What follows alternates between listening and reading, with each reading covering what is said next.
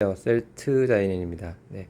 어제와 오늘의 주식시장의 큰 이슈, 카카오와 네이버죠. 금일은 카카오 공매도 금지였음에도 불구하고 또 급락했습니다. 그죠? 공매도 금지에도 네이버, 카카오 이틀간 시총 19조 정발했다는 부분입니다. 정부 여당이 쏘아 올린 플랫폼 규제 신호탄에 카카오와 네이버가 이틀 연속 급락했다. 규제가 나온다고 해도 펀더멘탈에 입힐 상처는 깊지 않을 것이라는 분석이 많지만 말 그대로 투자 심리가 이제 취약해졌죠.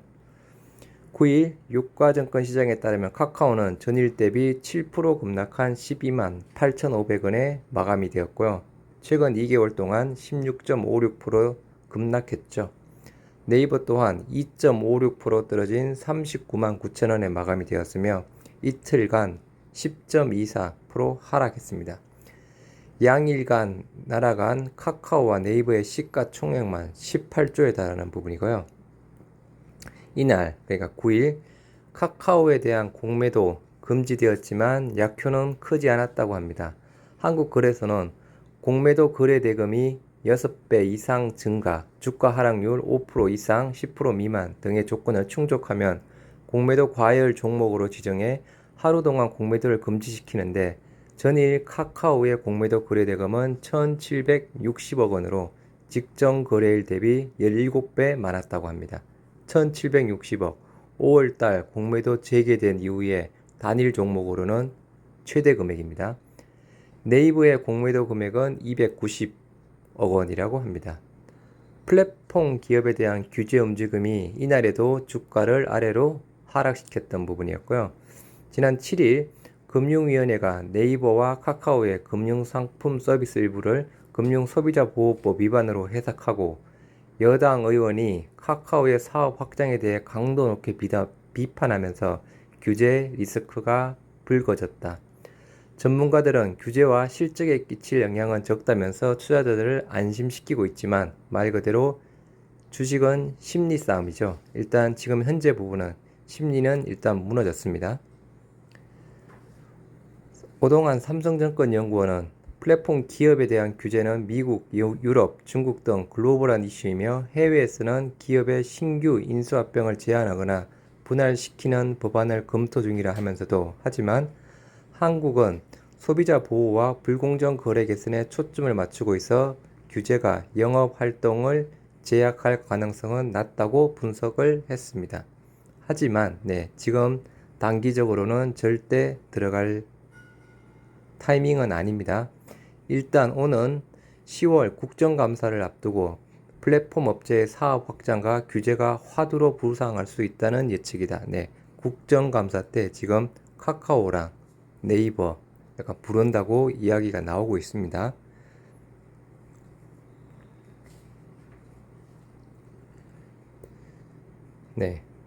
코로나 확진자 자가치료 확대 검토한다고 합니다.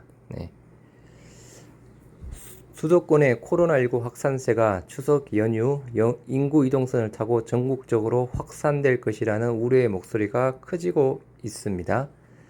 추석 연휴가 약 열흘 뒤로 다가왔지만 수도권의 확진자 증가세가 아직 진정되지 않고 있다며 수도권의 유행이 줄지 않는다면 추석 연휴를 통해 비수도권으로 증가세가 확산할 위험이 높다고 이야기를 했습니다.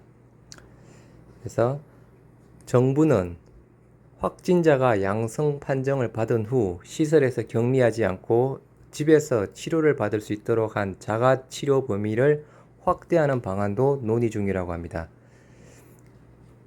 기본적으로 소아, 청소년 확진자나 돌봄이 필요한 가족이 있는 성인 확진자에 대해 자가치료를 적용하고 있다며 일부 지방자치단체에 따라서는 자율적으로 그 외의 대상자에게도 자가치료를 적용하는 경우도 있다고 이야기를 했습니다.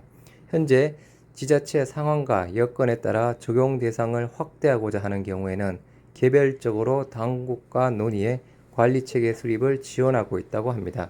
이런 이야기가 왜 나올까요?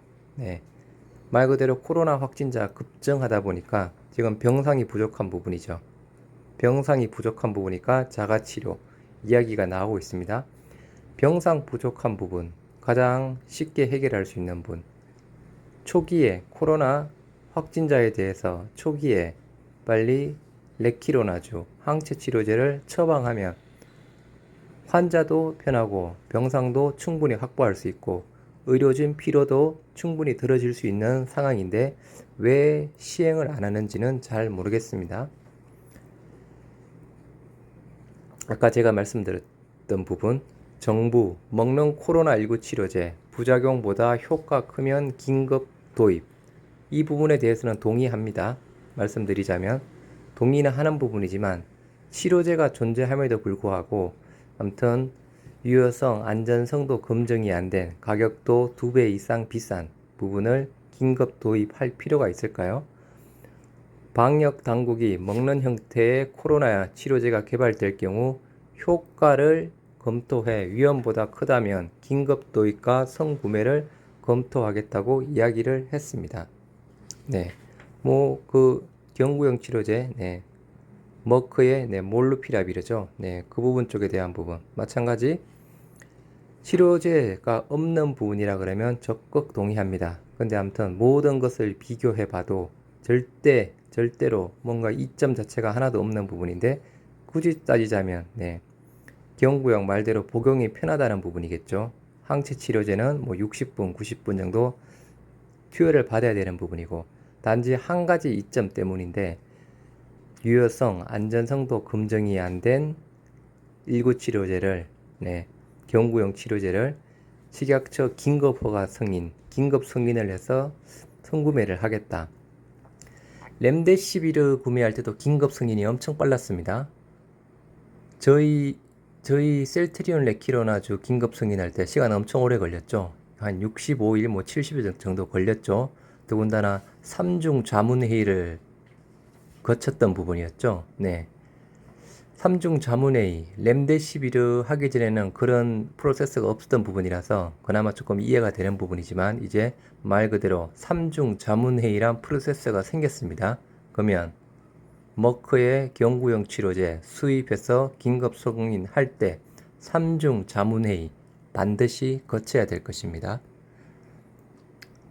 네, 아까 잠깐 말씀드렸던 네이버, 카카오, 국정감사 벼르는 정치권, 정치권에서 지금 네이버와 카카오에 대한 칼끝을 지금 대고 있습니다. 그래서 오는 10월부터 국회 국정감사에 이혜진 네이버 창업주와 김범수 카카오 이사의 의장을 불러서 집중 난타할 것이라고 합니다. 네. 시간이 좀 걸릴 것 같습니다. 네이버, 카카오 말 그대로 추세 전환이 되려면 일단 단기적으로는 절대로 아니고요. 혹시나 단기적으로 봐도 기술적 반등은 잠깐 나오다가 다시 아마 횡보 및 하락할 것으로 저는 생각합니다. 혹시 투자하실 분들은 잘 판단하시기 바랍니다. 네, 감사합니다.